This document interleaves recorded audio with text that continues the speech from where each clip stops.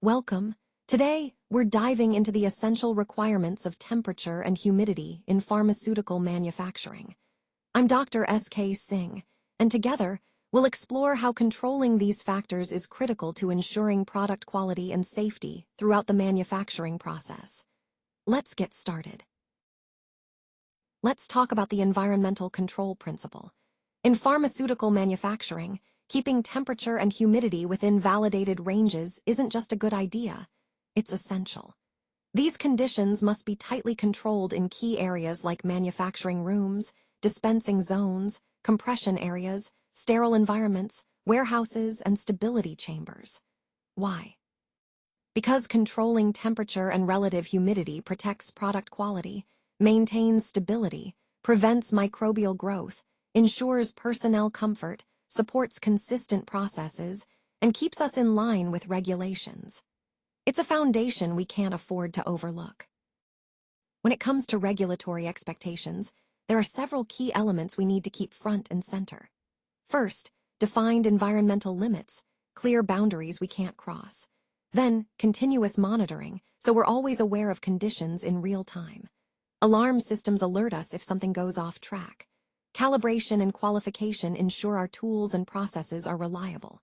Finally, trend analysis and investigation help us spot issues before they become problems. These requirements come from global standards like EU GMP, WHO GMP, FDA CGMP, and others, all emphasizing strict environmental control and monitoring. Temperature control is critical in pharmaceutical manufacturing. If we get it wrong, products can break down, processes become inconsistent, microbes can grow, and equipment might fail. On the other hand, keeping temperatures steady helps maintain product stability, keeps operators comfortable, and ensures processes can be reliably repeated. It also prevents degradation and controls moisture movement. Different areas have specific temperature ranges, from cold rooms at just a few degrees to warehouses and manufacturing zones kept comfortably warm. Managing these ranges is essential for quality and safety. Humidity plays a critical role in pharmaceutical manufacturing, and both high and low levels bring their own risks. Too much moisture can cause tablets to stick together, capsules to deform, and even lead to microbial contamination or product degradation. On the other hand, low humidity can generate static electricity, cause powders to separate, and create discomfort for personnel. That's why controlling humidity is so important. It helps prevent moisture absorption, reduces static, stops microbial growth, keeps powders flowing smoothly, and protects packaging. Different areas require specific humidity ranges to keep everything running safely and efficiently. When it comes to HVAC control in pharmaceutical facilities, there are a few key goals we always keep in mind.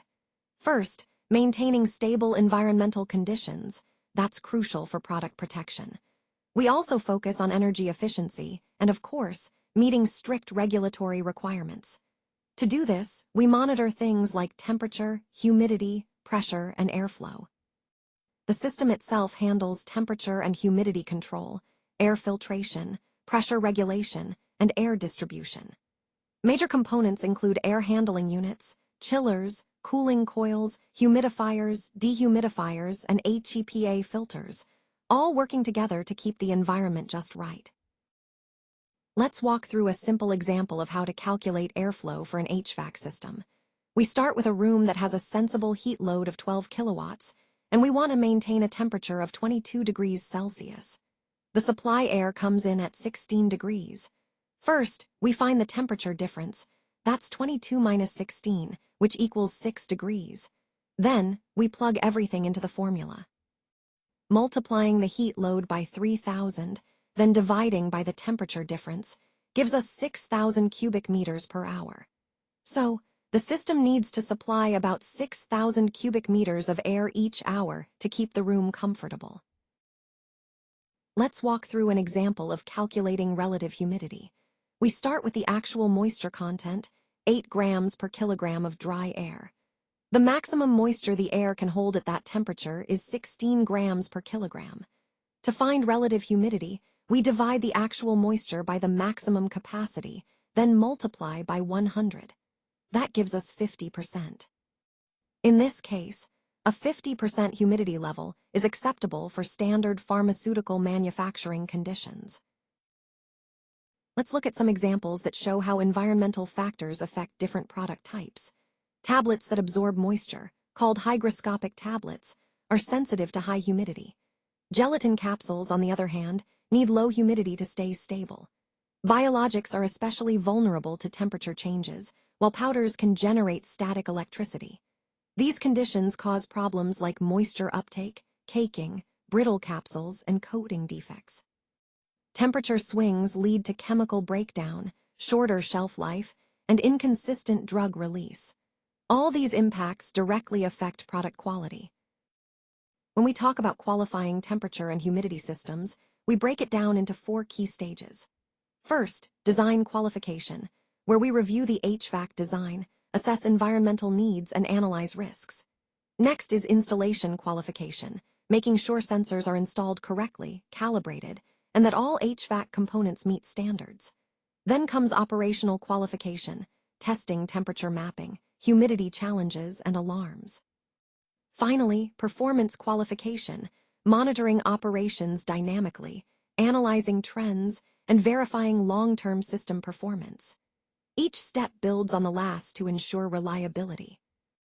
When it comes to regulatory expectations, we're focused on continuous monitoring in critical areas, making sure data integrity is solid, audit trails are maintained, and calibration is traceable. This sets the foundation for reliable operations. Trend analysis plays a big role too. It helps us detect HVAC deterioration early, predict failures, and support preventive maintenance. We use various monitoring methods, from manual checks to automated systems like building management, environmental monitoring, and SCADA. Alarm conditions, such as high or low temperature and humidity, alert us before issues escalate. When things go off track, corrective actions help us get back on course. That means regular HVAC maintenance to keep air quality stable, recalibrating sensors for accurate readings, balancing airflow to avoid hot or cold spots, and repairing insulation to prevent moisture issues. Sometimes, we need to requalify the environment to confirm everything meets standards. Common problems include high humidity from dehumidifier failure, low humidity causing static, or temperature swings due to sensor glitches. Each issue has a cause and an impact, so troubleshooting is key to consistent, reliable conditions. Let's talk about the typical sensors we use: data loggers, RTD sensors, and thermohygrometers.